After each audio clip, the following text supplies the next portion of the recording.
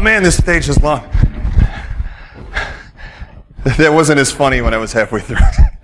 This is a huge stage. Let's give it up for Jason Street, everybody.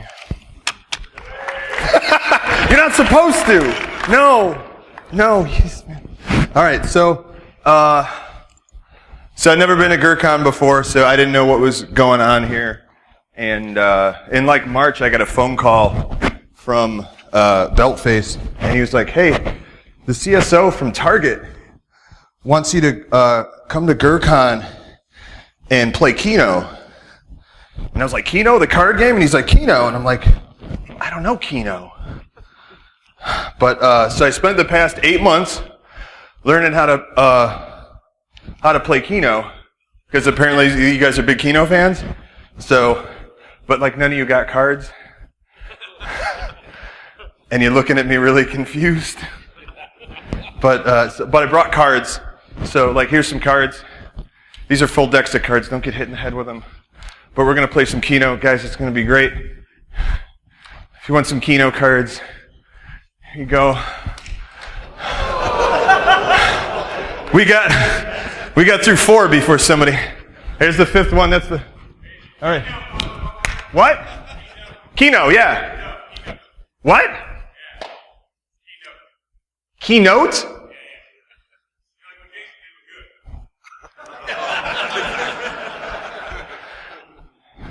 I got too many clothes on for that. Keynote. That's like the important one, right? I didn't know that's what we were doing. Keynote.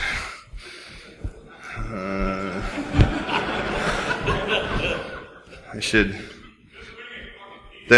I'm trying! Shut up! Alright, so I guess I should have like an intro slide, right? Let's Jason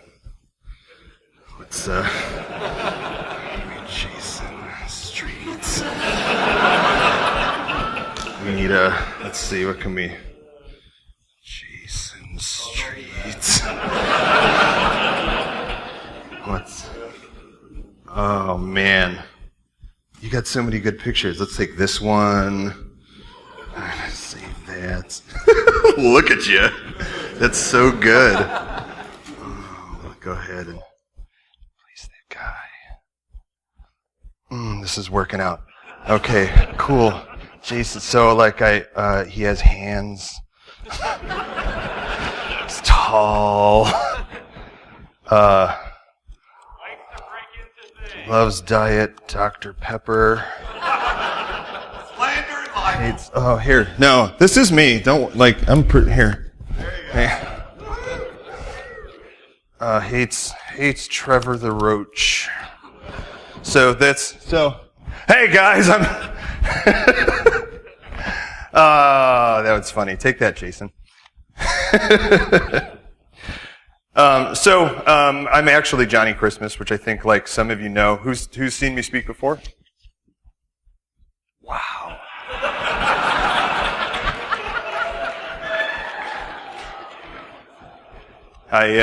So this is all like a really good prank that the GrrCON staff decided to play on me, and like, well done, guys. That's neat.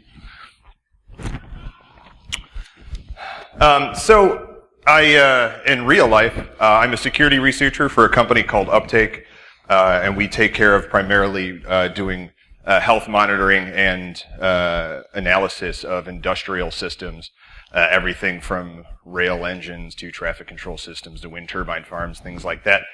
And the company recently decided to start rolling cybersecurity into that health monitoring solution, because why not? We're already gathering all this sensor data from everything. Why not start looking for attacks? And so they're hiring researchers to just start hacking things. So I get to like hack trains and wind farms and nuclear reactors and things as a job, and so that's pretty fucking cool. Also, I'm a cyber bodyguard for a group called Faction 1, and our primary clientele is celebrities. And basically we take celebrities and we give them a crash course in personal privacy and security. We teach them how two-factor works, because as we all know, celebrities have no fucking clue how two-factor works whatsoever. And we also handle incident response for when they are breached. And we also handle things like brokering their sex tapes if they're so inclined. So we cover all the bases. Like incident response could be like, all right, well, how about we just license to them what they already stole, and then they're not at legal risk. And that works out pretty well. TMZ is actually incredibly professional to work with. You wouldn't think so. Like they put on this sketchy paparazzi act, but in reality, they're very on the table. Also, I'm a guitarist for a band called Cruciform Injection, which is the most goth name you could ever think of in your life. Because we're a goth band. You'll see me sometimes playing with the Gothsicles as well. Anyone know the Gothsicles? They're a little more popular. No? Okay. This is going swimmingly. All right, well, we're going to go ahead and get rid of that one. Oh, no, I need that one. I saw April Wright using index cards at one of her talks recently, and I was like, that is classy as fuck. I'm going to start using index cards. And so that's what we're doing here. I also wore my blazer so I'd be classy. And that's what we're doing. So, like I said, I did a lot of research on what GrrCON was. I asked a lot of my friends who had come here before. I had never come here because it conflicted with some other cons I like to do. And so I went around asking people, what's it like? What are the people who come here like? Because I wanted to build a keynote that would click with you guys. I don't do technical talks because there's people out there far smarter than me doing things far better than I am, so I don't bother. I was a penetration tester, and I've never done a talk on it. I let Jason handle that. He does it way better than I can. So I got every person I talked to about what is GrrCON and what are the people who go to GrrCON like gave me a conflicting answer with the previous one. One of the main things I was told was the attendance is about 300. And I was like, cool, got it. Small con, we'll have some fun, we'll get weird. There's 300 of you over there. So, 3 of you are dicks. I was not expecting a room full of 1,500 people. This is pretty cool. Why are you guys all standing in the back? Have some seats. Most of this side doesn't smell that bad. Yeah. Did somebody tell you about the splash zone? So I decided to put together a talk for Friday morning that wasn't really a talk. You guys, who was here yesterday? That's the vast majority of the room. That's cool. Thanks for coming back. Who's new? Very few. That's cool. Thanks for bringing the other Jason Street today, I guess. You guys have been watching talks for an entire day, I hope. I don't know what else you've been doing. And so I wanted to put together something that just wasn't another PowerPoint, death by PowerPoint slideshow thing. So I thought I'd come, just hang out with the people of GrrCON, talk a bit, learn about you guys, shoot the shit. Who here's from Ohio? I got 2 hit. Boo, huh? We got boos for Ohio. Who's from Michigan? Most everybody. That's cool. So you guys don't like Ohio? Why? It sucks. Their cops always pull us over. They got big hats. The Ohio cops are pulling you over in Grand Rapids? No. That's it. They see you in Michigan. They're going through Ohio and they're right on you. Well, why is that? What did you guys do to Ohio? You guys are angry. You guys do not like Ohio. What else do you guys do in Michigan? Is this a big sports state? Beer? You do beer? Beer? Guns?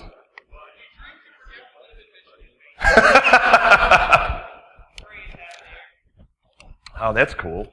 You guys are passionate. I like that. I have a story about beer and Ohio that ends terribly if you guys want to hear it. It's a personal favorite. I could tell you a story. So this is a story I spent a lot of time compiling all the facts for, and so I typed it out and I'm going to read it to you guys like you're 5, because I did a lot of research on GrrCON attendees. Zing! And so This is such a bananas story that I wanted to make sure that I relayed like the entirety of the facts to you guys. So I'm going to read this to you. And then there's going to be a test at the end, just so you know. So like, get your reading comprehension hats on. I know it's like 9 a.m. Why are you awake? Like, they told me this is at 9 a.m. and I'm like, there's not going to be anyone there. And then like, look at this. If you guys in the front haven't looked behind you, don't. Like, all those people are also looking at you. So, it's a little story about Cleveland Indians and the Texas Rangers baseball teams from the 70s. Who was around in the 70s? I'll throw a hand up. I'm older than I look. Not Jason. Nope. Jason's a late 80s kid. All right. Let's go back to like May 29th, 1974. Sparkling new Arlington Stadium in Texas, where the Rangers were competing in a rally against the Cleveland Indians. You guys can boo, it's cool. Boo, Cleveland Indians. Trouble had started in the bottom of the fourth inning with a walk to the Rangers' Tom Grieve, followed by a Lenny Randall single. The next batter hit a double play ball to the Indians' third baseman, John Lowenstein, who stepped on the third base bag to retire Grieve and threw the ball to second base.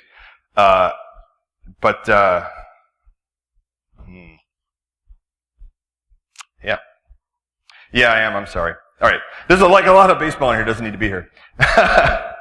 So, like, for those of you who like me, like, don't baseball, who here doesn't baseball? Who can't baseball? Like, we're computer nerds, right? Yeah. So, I don't know what I'm doing up here. I don't know if you can tell from, like, my first slide. That's the whole point of this talk. So basically what happened, there's a really cool double play. One of the Indians guys got pissed, and he slid into the second baseman and hit him with his cleats. That sucks. Anyone ever get hit with cleats? Like the jocks in the locker room would just hit you with their cleats. Right? And then they take your backpack and throw it in the shower. I know how it goes down. So, like, this guy hits him with his cleats. Everyone gets pissed. In baseball, like, not only is that illegal in the game, it's actually a downright dick move. It's unclear, though, whether or not that was intentional.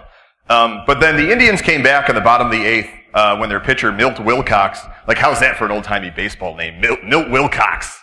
That's just some baseball right there. Milt Wilcox threw behind Randall's legs as the batter, meaning he threw the ball, like, right here, which is also shitty. Eventually, Randall was able to just bunt the ball and get it out there. Wilcox attempted to field it and tag Randall out, which he did successfully, but when he did, Randall hits him with his forearm. Just clocks the guy with his forearm.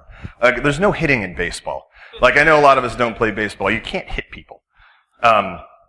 So as soon as he did that, the first baseman punched him, and the benches cleared. Both benches emptied for a brawl. Every member of the team came out into the field and started going at it.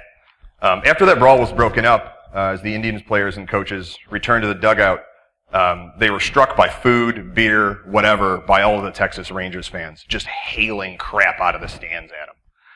Catcher Dave Duncan even had to be restrained from going into the stands to fight the fans directly. That's amazing. I would love to see that. It's like a hockey game. It's like a regular hockey game. The game was not suspended or forfeited. No players from either team were ejected, and the Rangers won 3-0.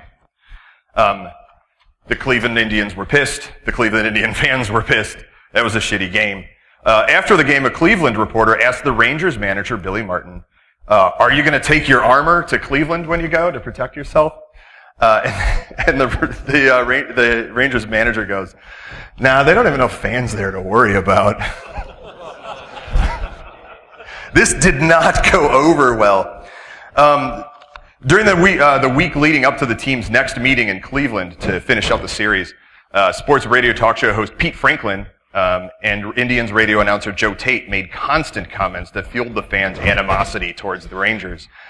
In addition, the Plain Dealer newspaper printed a cartoon the day of the game showing Indians mascot Chief Wahoo holding it.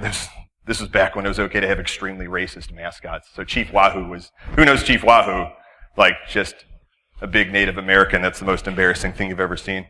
So the local Cleveland newspaper printed a little cartoon to Chief Wahoo holding a big old pair of boxing gloves that just said, "Be ready for anything."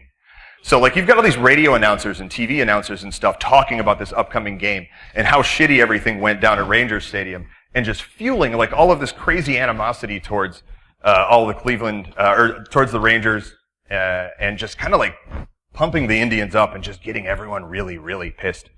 So like, little visual for you guys. So you don't have to like stare at me sweating up here. I mean, you can. That's okay. So like let's pause here for a minute and go over a little bit of Cleveland history.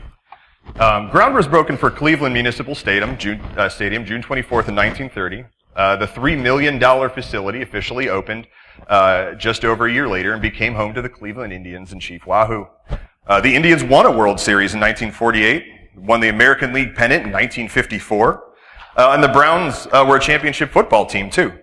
The local DJ Alan Freed introduced the world to rock and roll, which is why the Rock and Roll Hall of Fame is there. Who's been there, Rock and Roll Hall of Fame? That's kind of like at least one cool thing they have going on. Like, I don't want to give them too much credit, but it's really neat. So like at the time, Cleveland was a really neat place to live. And then the slump kicked in. They had decades of heartbreak there. Bad trades on the team, lots of bad lucks. Nobody was winning anything. The curse of Rocky Colavito, which I'll just let you look up. The mayor's hair famously caught fire. Like, and that was just made them a complete mockery. And then, in 1969, the Cuyahoga River caught fire. Their river caught fire. And, due to, like, just the level of pollution in the river, the whole thing started on fire. That made it to Time magazine. And that incident turned Cleveland into the worst kind of joke, which is a running joke. And the city had gained a catchy new slogan after all that, called The Mistake on the Lake. That's shitty. That's rough. So like, let's go back to our Rangers-Indians rally now. So 6 days later, after that first game on June 4th, 1974, that year, attendance at Indians Municipal Stadium averaged a paltry 8,000 people per game. But on this night, over 25,000 showed up. Twice the number even expected. Even when considering the angry fans who would show up to rally for revenge. It's suspected that the massive turnout was really due to an ill-timed promotion being run at the park that evening. 10-cent beer night. Which is what you think.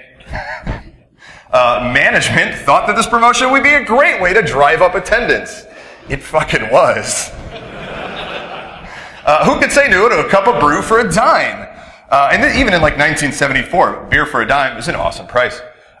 You could buy up to 6 beers at one time. There was no cutoff. The promotional beer was being served from taps on the side of a large tanker truck, managed by 2 petite female representatives, one collecting the money and one irritatingly just slowly dispensing this beer out of these taps. And then also, the drinking age at the time was 18, remember? Making the 3% brew plenty strong for the younger, more troublesome attendees of the game. The stronger brew, however, was the one brewing in the stands. The Rangers needed to be taught a lesson. The citizens of Cleveland had been kicked in the gut for far too long, and tonight they were going to fight back. Full of 10-cent beer. Before the game had even started, firecrackers and smoke bombs were set off in the stands. Like, before the game even started, people are already blowing shit up. Cleveland. A hazy, murky cloud began to drift over the game's attendees. Like, literally, like a hazy, murky cloud of smoke from all of the things being blown up drifted over the attendees. They were drinking cheap beer and making their own entertainment as the Rangers quickly took a 5-1 lead. The first person to run out on the field was a large woman with an ample bosom, and the crowd loved it. She tried to put the moves on umpire Nestor Shylock, who rejected her affections. These guys came out later. That was only the first display of nudity from the crowd, as later a streaker found an interesting way to get some painful abrasions. And in the third inning, the beer was flowing and the crowd was having a good time, but that didn't last long. They were one step away from taking the night to an unpleasant place, like more unpleasant than what's already going on. By the bottom of the fourth inning, Richards pitcher Fergie Jenkins was taken down by a line drive from the bat of Cleveland's Leron Lee. The ball came up so fast, Jenkins couldn't decide whether to catch it or get out of the way. He ended up getting hit straight in the guts. The crowd sprang to life, not out of concern for the injured player, but because they wanted more. They wanted blood. The fuse had been lit. The crowd began chanting, hit him again, harder, harder. Hit him again, harder, harder. This whole fucking stadium shouting for violence.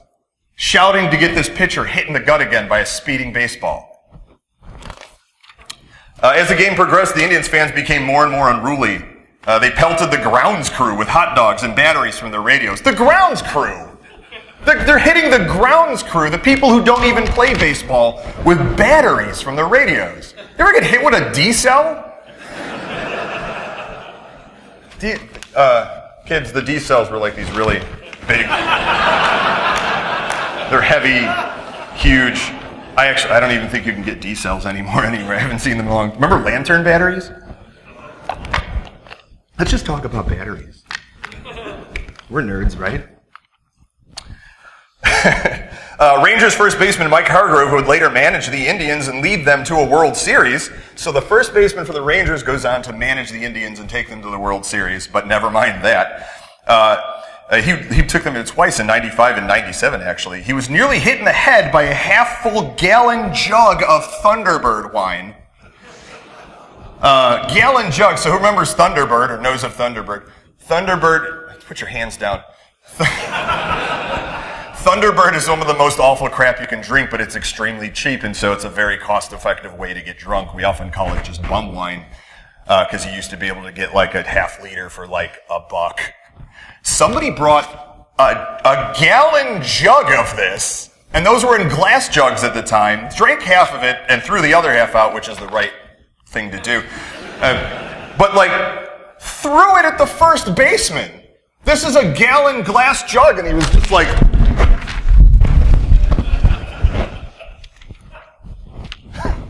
Fuck batteries. A woman ran out of the Indians' on-deck circle, flashed her breast. Naked man sprinted to second base as Indians' Grieve hit his second home run of the game. 1 inning later, a father-son pair ran onto the outfield and mooned the fans in the bleachers. That comes up here. I'm sure you already saw that.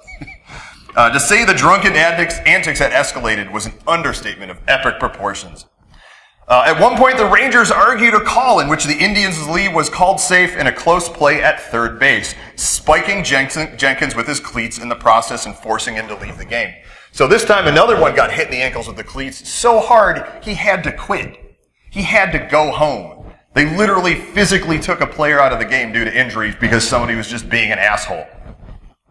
The Rangers' angry response to this call enraged the Cleveland fans. So the Rangers were pissed because one of the Cleveland team members cut up their third baseman so hard he had to leave. And the Cleveland fans were mad that the Rangers were mad. That's ridiculous. Like, you're not even owning that you fucked up. The Rangers' angry response to this call enraged the Cleveland fans, who again began throwing objects onto the field and tossing lit cherry bombs into the Rangers' bullpen. Lit cherry bombs. Like, those are huge. Those aren't firecrackers. Those will take fingers off. Easy. And just lighting them and, throwing them. It's not funny. By the sixth inning, this is only the fifth inning. By the sixth inning, everyone was good and drunk. The beer truck had been overwhelmed, with frustrated attendings having lifted up the entire serving table and throwing it over the truck itself. Just thump. No more table. The two servers abandoned their posts out of fear, leaving the remaining beer free for the taking, with many attendees simply drinking straight from the taps. Many fathers had soon realized that as the innings passed, the risk to their loved ones grew, and it was time to go. They didn't want to see what happened next. The troublemakers, however, didn't go anywhere. They stayed ready to see this through to the end. Local legend John Adams sat in the bleachers and hit his bass drum, as we always did when the Indians were in need of a rally. They were down, and the game was slipping away. With one out in the bottom of the ninth, the Indians rallied. Center fielder George Hendrick hit a double and scored when pinch hitter Ed Crosby singled. Pinch hitter Rusty Torres hit a single, moving Crosby to second. Alan Ashby, the third pinch hitter in a row, delivered another single. What that means is the bases are now loaded. The sacrifice fly from third baseman John Lowenstein brought Crosby home to tie the game 5-5. So the Indians rallied up to an even score here. They have a chance of winning this game, which actually also means they're going to win the series and beat out the Rangers for good for that entire season. Victory was in the Indians' grasp, and that is when all hell broke loose. 19-year-old fan named Terry Urich, who would later be named Citizen of the Year, ran on... That's true. It's true. Like I found a picture of him. It might be in here, but it's like him holding his Citizen of the Year plaque. It's pretty funny. Would later be named Citizen of the Year, ran onto the field and attempted to steal Texas outfielder Jeff Burrow's cap. Like, the Indians are up. They could win, and this kid's like, I'm going to go get me a baseball cap. He just runs out onto the field. Like, that's fine. Attempting to kick the fan, Burrow's tripped. So he goes to kick the kid and falls over. From the Rangers' dugout, though, it looked as if one of their own had been attacked. They thought this kid came out and socked Burrows and knocked him to the ground. Manager Billy Martin led the charge. The Rangers ran out of their dugout armed with bats and whatever weapons they could find. And this is back in the day when, like, pretty much everyone carried a knife. Like, this isn't like bats and like, oh, I'll get this old broomstick and we'll hit them. No, like, people have real weapons lying around. And so they charge the field like this. A large number of intoxicated fans, some armed with knives, chains. This is like West Side Story. Portions of stadium seats that they had torn apart surged onto the field. And others hurled bottles from the stands. Hundreds of fans surrounded the Rangers. Within seconds, the Rangers were heavily outnumbered and outgunned. So how many Rangers? How many people on a baseball team? Anyone know? 25? So there's like 25 baseball players out here and probably 10,000+ angry fans rushing towards them, surrounding them. So, the Indians manager, Ken Aspermonte, ordered his team onto the field, not to attack the Rangers too, but to attack their own fans. Indians pitcher Tom Hildorf was hit in the head with a steel folding chair. Like WWF style, like off the top turnbuckle. Oh my God, he's got a chair, look out behind you. Hit in the fucking head with a steel folding chair. Ranger Mark Hargrove was attacked from behind. In turn, this future Indian, so he went on to play for the Indians too, gave his attacker a beating that he would never forget. It was pure chaos. After being hit in the head with a steel folding chair, a large Bowie knife landed at umpire Nestor Chilak's feet. And he knew what he had to do, declare a forfeit. He later called the fans uncontrollable beasts and stated that he'd never seen anything like what had happened except in a zoo. That sounds like a fucking awesome zoo. The Rangers were declared the winners. That's right.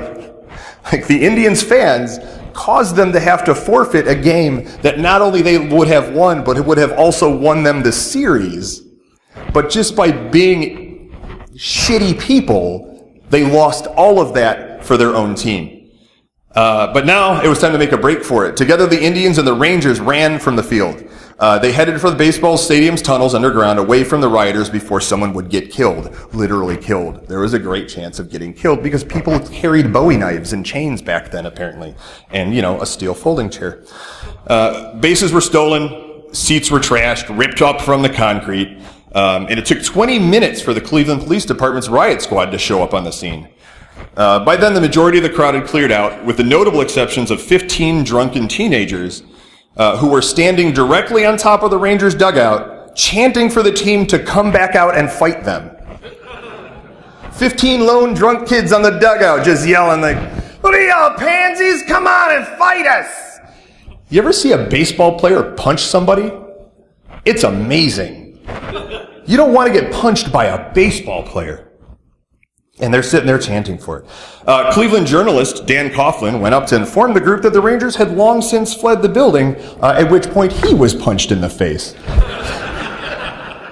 by some Cleveland Indians fans. Like, well, we'll fight you then! Fuck.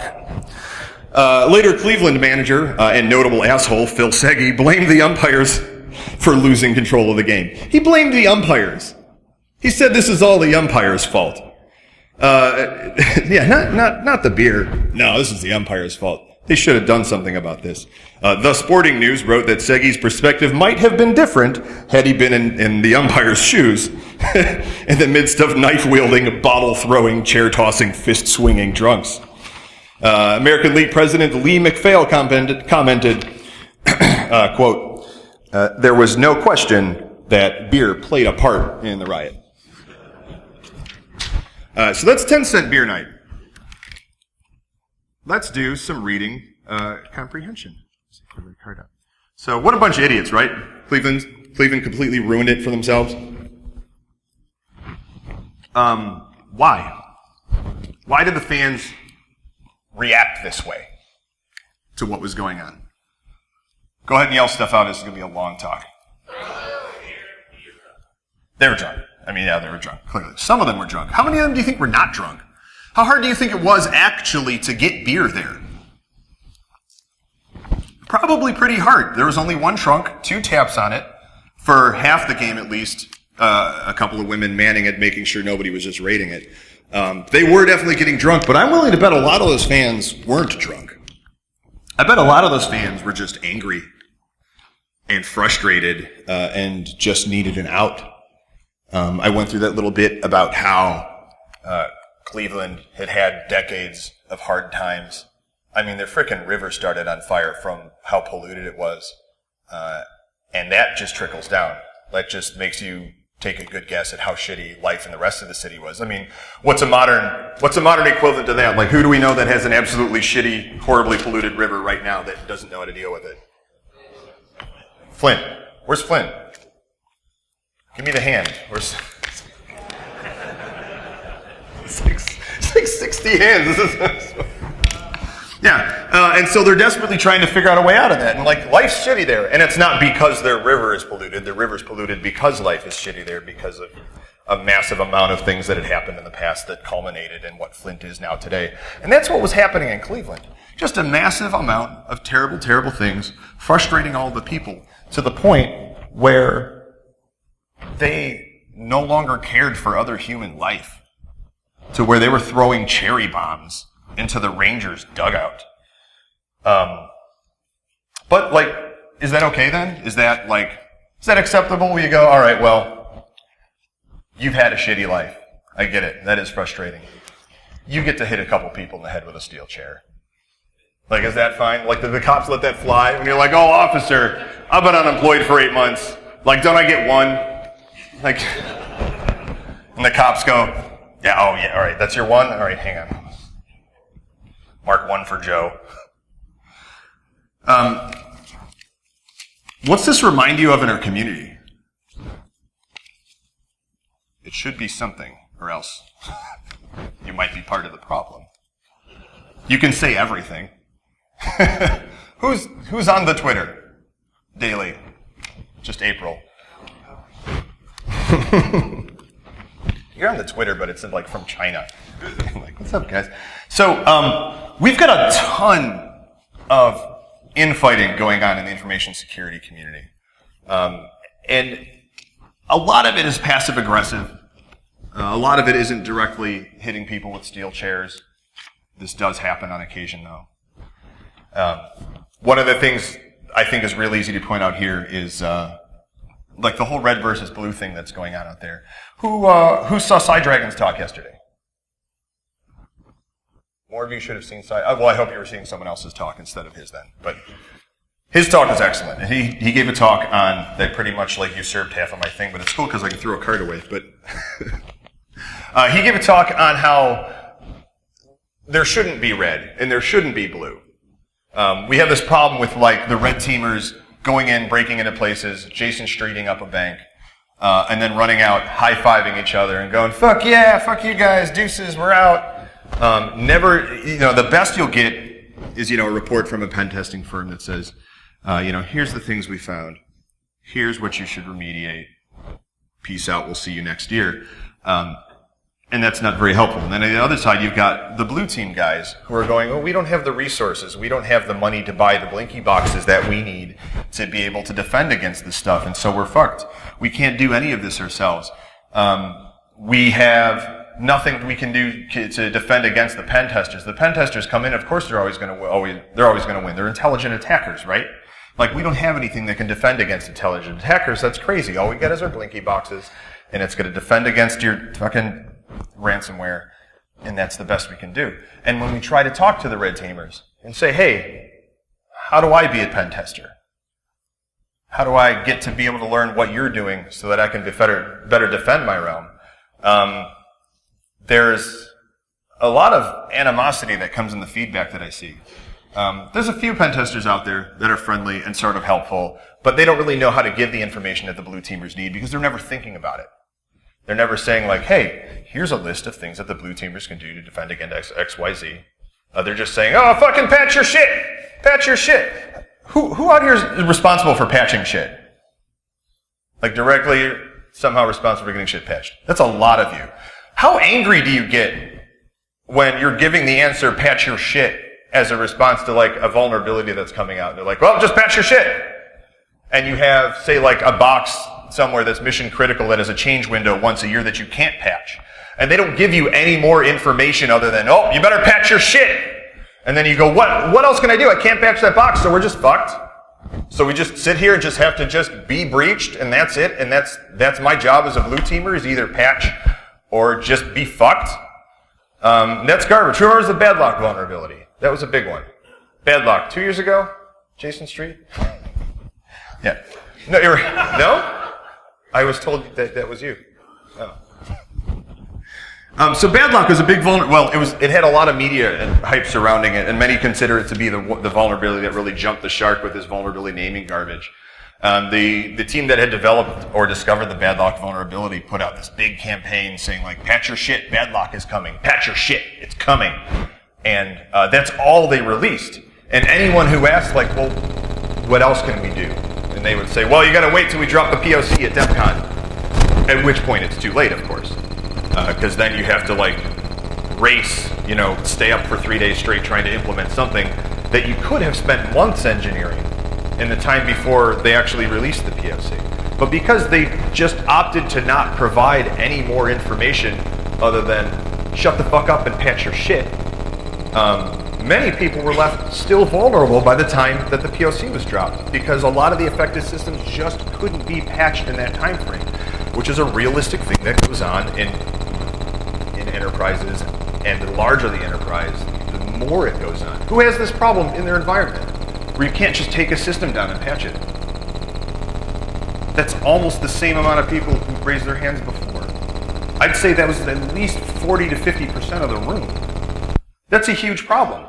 And so, like, when security researchers are doing these things and they're finding these vulnerabilities, you have to give more information than just, oh, patch your shit. We worked with Microsoft so they could come up with a patch. So if you just patch your shit, it wouldn't be a problem.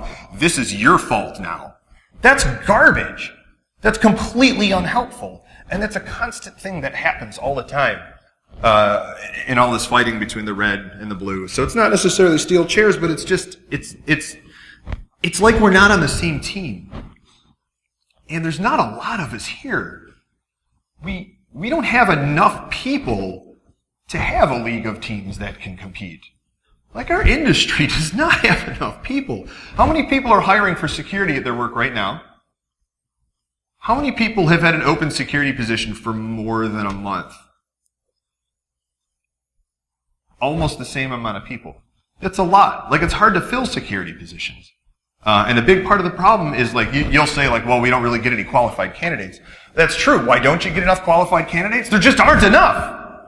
Especially, like, in lower population densities, like up here in Michigan. There's just not that many people. I live in Chicago. We're at a huge population density. And we have tons of companies who just can't find enough people. And that's freaking Chicago. People actually want to live in Chicago. That's none of my business.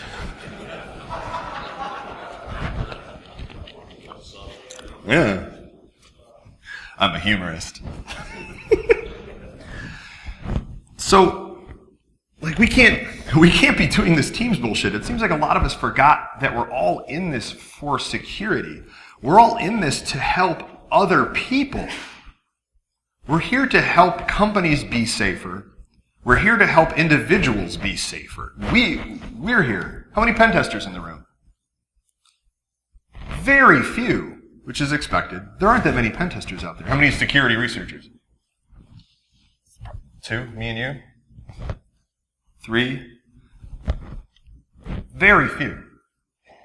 We're going to get our asses kicked. Like, if we picked a fight like this, we'd be wrecked.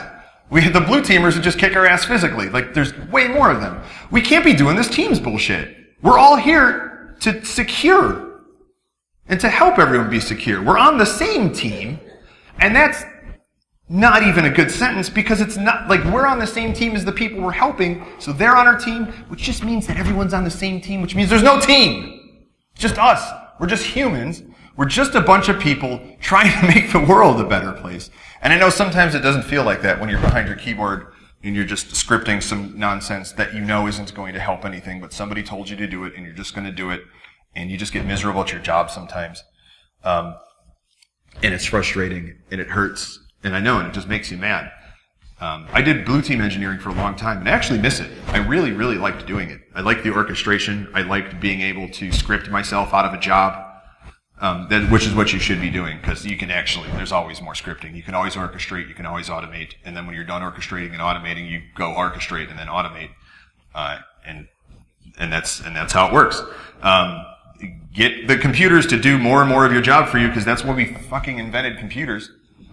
I see so many people who just don't put their computers to work for them, and it's baffling. And you're just shooting yourselves in the foot and making yourselves more and more frustrated. Who saw Dave Kennedy's talk yesterday? Yeah, he talked about a ton of stuff that I just talked about.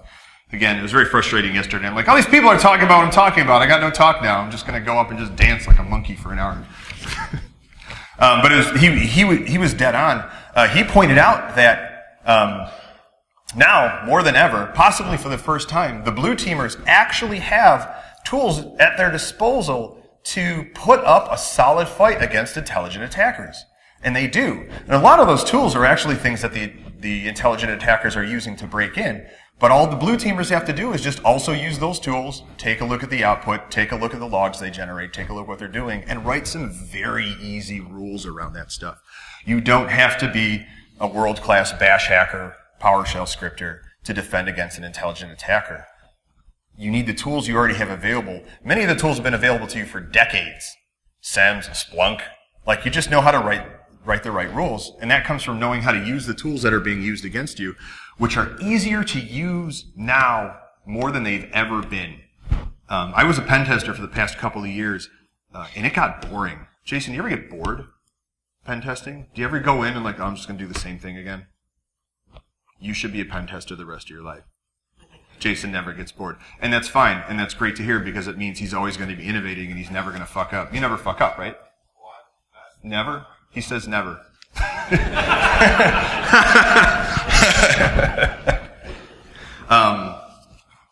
Jason, famously modest, he cops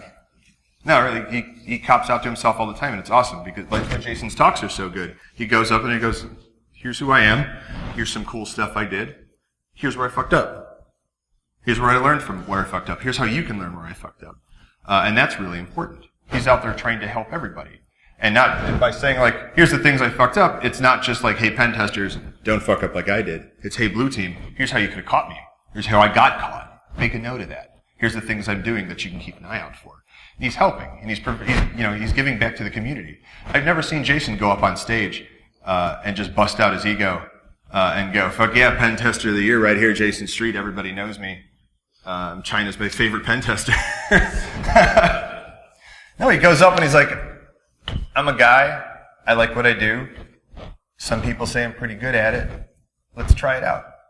Here's what I learned from all this, and here's what you can learn from that. And that's really cool, and he's doing it the right way. How many of you are speaking at conferences? Cool. How many of you speak at conferences outside of our industry? That's really cool. That's my favorite thing to do. How many people don't speak at conferences because they feel like they don't really have anything to offer that's not already being done, or they're just not smart enough, or haven't learned enough, or haven't innovated anything? I know that's a weird question to have to throw your hand up. Like, yeah, that's... And like, kudos to like the huge amount of you that put your hands up. We have this problem with imposter syndrome, which is one of the things that causes us to be really frustrated. And one of the things I learned from speaking at other conferences is that as bad as we think we are and as little as we think we know, as people who attend information security conferences to learn things, which already you're like in the top 10%, just so you know, there's a huge industry out there that is none of you, that you never see. It's this shadow industry of people who don't ever leave their cubicles. I'm sure some of you work with them. You know, the man or woman who's just like 9 to 5, Monday through Friday, working policy or whatever, and never wants to go to any conferences, never watches the videos, never wants to expand their knowledge. I see these hands going up and all these heads nodding. They're out there. One of the things I learned from speaking at non-tech conferences, I like to just speak at general geek conferences, is that people are thirsty for remedial knowledge.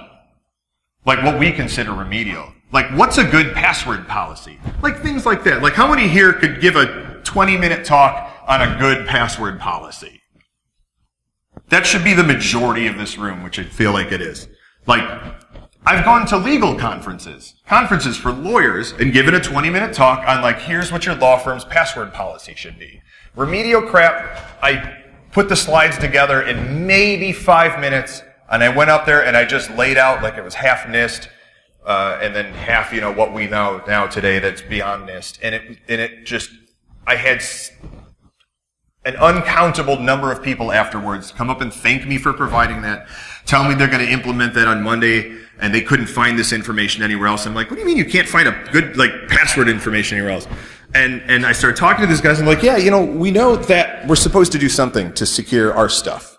That, you know, and somebody told me, like, oh, you got to put two-factor on your phone, and I go, what the fuck is two-factor? So I go and Google it, and you ever Google just two-factor authentication? It's just a useless. You get every vendor ever that provides stuff, and it costs $1 trillion. No, it's like really hard to actually just find like the two-factor for Gmail and two-factor for Twitter on your phone and like how to set these things up, unless you specifically like know exactly what to Google for and know what the results you're looking for are supposed to look at or look like. Because you know when you Google something, you're able to pick out like, oh, that's the one I want based on your cursory knowledge of whatever you're Googling. Like these are people who don't have that cursory knowledge at all, and they're just like trying to do this, and they're desperate. They are desperate for this knowledge, and they can't get it from the Google. And so I like to go to their conferences and just do my remedial talks that don't take like any amount of my time, and I get to say things like, oh, and I've spoken at 70 conferences this year in 6 countries, but you know, some of them I was just doing dumb password policy talks. Like I couldn't get away with that here. Nobody would come see it. You'd be like, yeah, well, there's nothing new here. Why are you doing this? But at the legal cons, it goes over really well. I did a TV show. So all the kids watch the YouTubes now. Who watches the YouTubes? So like, who's got kids when all they do is watch YouTube now?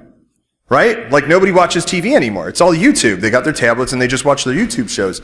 I did a YouTube show, which is effectively what TV shows now are called Matt Pat's Game Lab. And they were doing a Watch Dogs 2 review / show. And the whole idea of the show is like they take a thing from a video game and then they have the hosts do that thing in real life to prove how really hard that thing is in really life. Like the first episode they did an FBI raid of a house. Like they pretended to be a SWAT team and raid a house, and they train these kids on how to like raid a house, and they let them try it a bunch, and they get murdered every single time because it's really fucking hard to actually raid a house. These SWAT teams have to train daily to be able to do this effectively and not get killed. And that's why I really like this show, because like they get killed in every episode because they're out there proving like it's not as easy as it is in the video games, instead of like the shows where like they win at the end and everyone feels good. So they brought in Snubs and I. Who knows Snubs from Hack 5? They brought in Snubs and I to be the guest hosts on a Watch Dogs 2 episode, where they were like, hey, we're going to talk about hacking and what hacking is in real life versus how it is in the game. Who's played Watch Dogs or Watch Dogs 2? How realistic is hacking in there? It's pretty spot on. Totes legit. Got the Jason Street stamp of approval. So we went in, and part of the thing is they say, we need you guys to also like create a puzzle or a challenge for the hosts to solve that involves hacking. So we had to teach these kids how to hack in like a 4-hour day.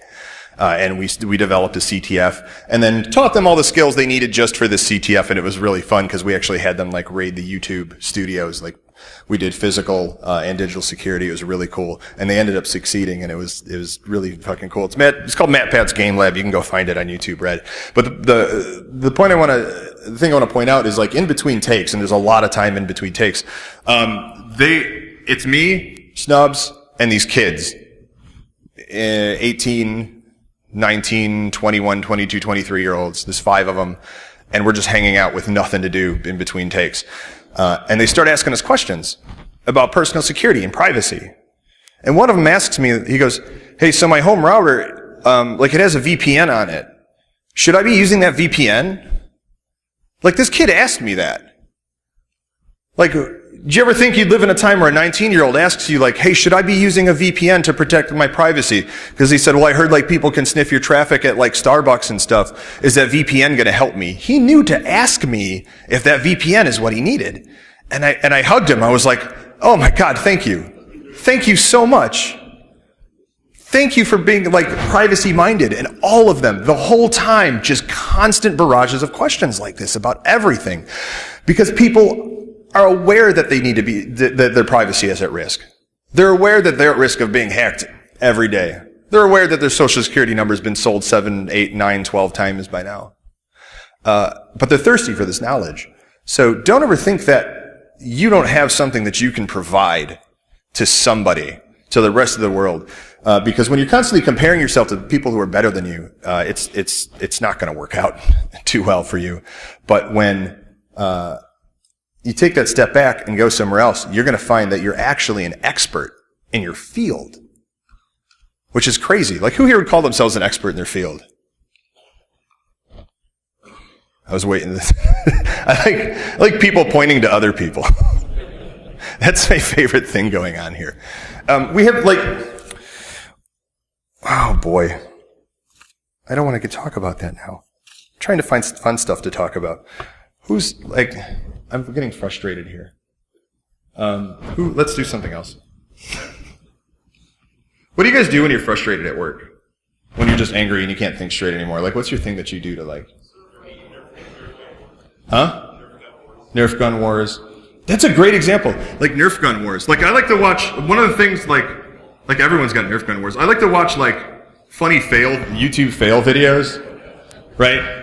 Like, we all know these. I don't, like, there's a trillion of these. But, like, that's hilarious. So...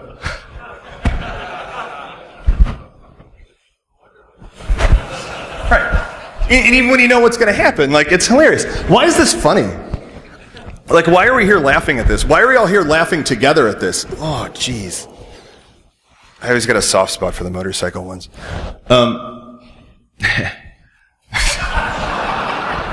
That kid's not done. I'm going to just let this run and talk. Because this is fun. This is working. So, like, why do we laugh at things like this? Why are we all here like, these poor idiots? Do we feel like maybe, like the Cleveland fans, who were so fed up at, like, how the shit that they were in, that watching someone else do stupid crap and fuck up makes us feel better about ourselves?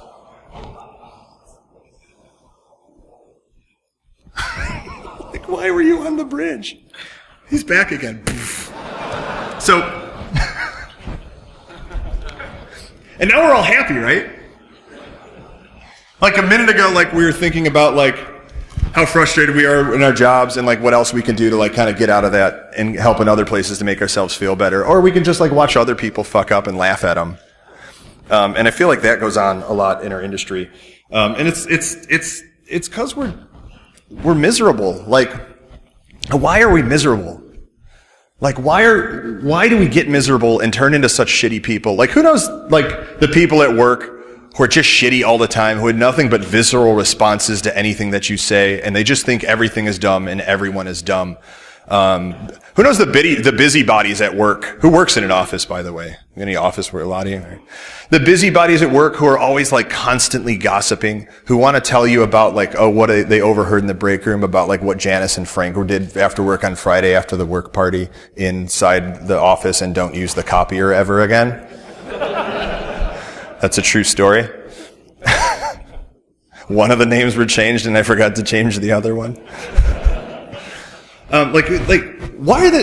Why is there so much of that out there? Like, who's on Facebook? Nobody's on Facebook. Like, who's got those friends on Facebook who are constantly pissed at life, even though most of the things that they're pissed at are their own faults? Who is that Facebook friend who constantly complains about how broke they are, and then alternates like every 2 weeks between like being like, fuck the world, there's no way that I'll never be broke, this sucks, my life is in ruins, I hate this, and it's not my fault. And then like 2 weeks later, they're like, look at this awesome new tattoo I got. Who has that friend? I have 3 of those friends. Yeah, right? Yeah, and you're like, where did you get the fucking money for that? You were broke 2 weeks ago, that's a $700 tattoo, and it's not even good. And they always got the shittiest tattoos, and it's like, if you had saved up all that money and got one good tattoo, like, come on. Why are we miserable? And I talked to a psychologist, and I got some answers on that. And it's generally, like, the short answer on that is that we're social creatures as humans. I know the vast majority of us think that we're antisocial, and that we're introverts, and we might be. I'm an introvert, and I'm up here presenting, and I love talking to people, but it drains me. We need emotional stimulation as social creatures. We don't just need physical stimulation. We need something to stimulate our emotions, to bring strong emotions to us. And when we go too long without that, we start to get miserable and depressed and and that lashes out against everything. Like depression. I know most of us struggle with depression. And it just makes you hate everything because it's this loss of hope. You feel hopeless. There's no point in doing anything. And that affects everything in your life. It affects your interpersonal relationships because you stop caring about everyone.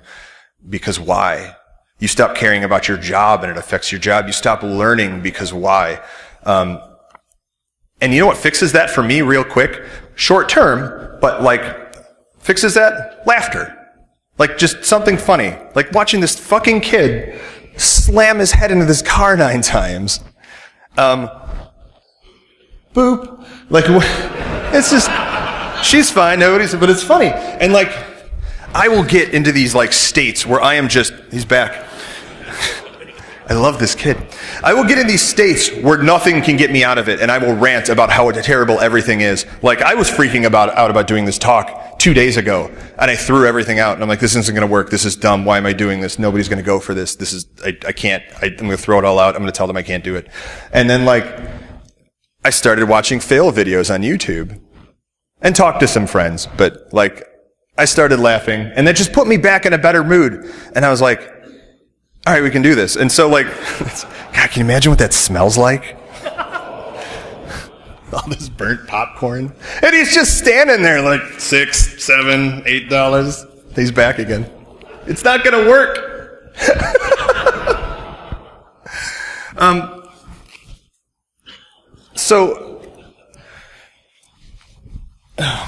Another one of the things that really gets us down is like I was talking about before, is this imposter syndrome that we all have. Like, who feels like they shouldn't be in the position that they're in? Like, I maybe don't raise your hands, but just look at me. Who feels like they're in this position that they're in, and they shouldn't be, and they kind of lied their way in, and one day they're going to get found out, and then everything's going to be fucked.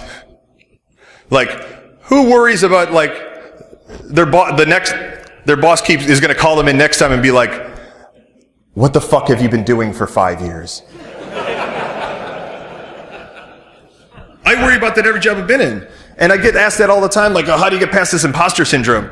And it's like, giving it a name is dumb because everyone has it. It's not a syndrome, it's just part of who we are. Like, everyone, for the most part, takes a new job that is mostly things they don't know how to do, right? Like, how many people in here really didn't know how to do their job that they're in when they first started. And we're like, fuck it, I'll learn it. That's most of you. That's every job I've had. I was like, fuck, I don't know, but we'll figure it out. Just don't tell that guy. And then you get in and you figure it out. That's how you should be getting a job. Like if you're getting a job and you already know how to do everything, you're shooting yourself in the foot because you're not going to learn anything. And the longer you go without learning, the faster that train comes up behind you. And then you're fucked. You need to be taking jobs where you don't know how to do anything because that's the greatest amount of like being able to like teach yourself more. And the person who hired you knows that. The person who hired you knows that you don't know everything about how to do this job, but they're like, he's got the passion. She knows 20% of it and learned that from doing this, so I know that he and she is going to be able to get the rest of this. It's fine, let's just get him in here. And really all we care about, like as hiring managers, is just passion anyway. Like I can teach a monkey to do my job. I can't teach a monkey to give a shit about my job, but I could teach them to do it. And so like it's really easy to find anyone you could teach to do the job. It's hard to find the people that give a shit about it. And so as long as you're passionate, you're, you know, and intelligent, which we all are, because we're smart enough to come to GrrCON.